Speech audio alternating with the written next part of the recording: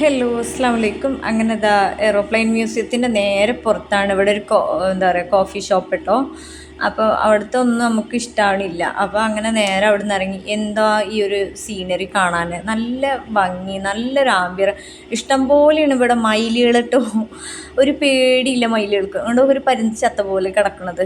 അതിന് ഒരു പ്രതിമ അങ്ങനെ ഉണ്ടാക്കി വെച്ചിരിക്കണം കേട്ടോ. നല്ല എന്താ പറയുക ടൂറിസ്റ്റുകളും വിദേശികളും ഒക്കെ എൻജോയ് ചെയ്ത് വരുന്ന ഒരു സ്ഥലം. അവിടേക്ക് നമുക്ക് പ്രവേശനമില്ല, ചങ്ങലിട്ടിട്ടുണ്ട്. അതിൻ്റെ മുന്നിൽ നിന്നിട്ട് പുഷിനൊരു ഫോട്ടോ എടുക്കട്ടെ എന്നിട്ട് ഞാൻ അറിയാത്ത പോലെ വീഡിയോ എടുക്കുക കേട്ടോ.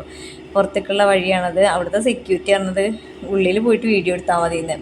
ഞാൻ പറഞ്ഞില്ലേ വീഡിയോ എടുക്കുക പറഞ്ഞാൽ പിന്നെ ഞങ്ങൾ രണ്ടാളെ കഴിഞ്ഞിട്ടുള്ളൂ. ഞങ്ങൾ രണ്ടാളെ സത്യം പറഞ്ഞാൽ ഇന്നെ കഴിഞ്ഞിട്ടുള്ളൂ. എവിടെ കണ്ടാലും അപ്പം വിഷയം ഒന്ന് നിൽക്കും, ഒരു ഫോട്ടോ ഒരു സെൽഫി പറഞ്ഞുകൊണ്ടാണ് ഞാൻ. അങ്ങനെ അതാ ഞാൻ പറഞ്ഞില്ല ഒരു പരുന്തിങ്ങനെ കിടക്കണമെന്ന്. ആ പരുന്തിൻ്റെ അടുത്ത് നിന്നിട്ടാണ് ഈ എടുക്കുന്നത്. പരുന്തിനെ കാണുന്നുണ്ട് ഒരു മഞ്ഞ കൊക്കുമായിട്ട് നല്ല ഭംഗിയുണ്ട്. എങ്ങനെ പോലെയല്ല കേട്ടോ. അങ്ങനെ അത് കഴിഞ്ഞിട്ട് അവിടുത്തെ ഫോട്ടോ എടുക്കലൊക്കെ കഴിഞ്ഞിട്ട് യൂബർ വിളിച്ചിരുന്നു. യൂബർ എത്തി. യൂബറിൽ നേരെ ഞങ്ങൾ പോണത് എങ്ങടാന്ന് വെച്ചാൽ രാജ്ഘട്ട് അങ്ങടെ പോണത് കേട്ടോ. അതായത് ചെങ്കോട്ട പറയൂലേ, സംഭവം അങ്ങടെ പോണത്. എന്താ മറ്റേ എത്ര കണ്ടാലും മതി വരില്ല കേട്ടോ അവിടെ. എങ്ങനെയപ്പോൾ അത് എനിക്ക് പറഞ്ഞു തരാമെന്ന് തന്നെ അറിയില്ല. അങ്ങോട്ടൊക്കെ ഭംഗി റോഡിൽ കൂടെ പോകുമ്പോഴുള്ള ഭംഗിയാണിത്.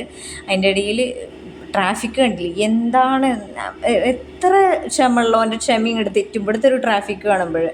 അവസാനം രാജ്ഘട്ടിൽ വണ്ടി നിർത്തിയിട്ട് ഞങ്ങളിങ്ങനെ നടക്കുക കേട്ടോ. ഇനിയിപ്പോൾ അതിൻ്റെ അകത്ത് കയറിയിട്ട് ടിക്കറ്റ് എടുത്തിട്ട് ബാക്കി ഭാഗം ഞങ്ങൾക്ക് കാണിച്ചു തരാം. അപ്പോൾ ഓക്കെ.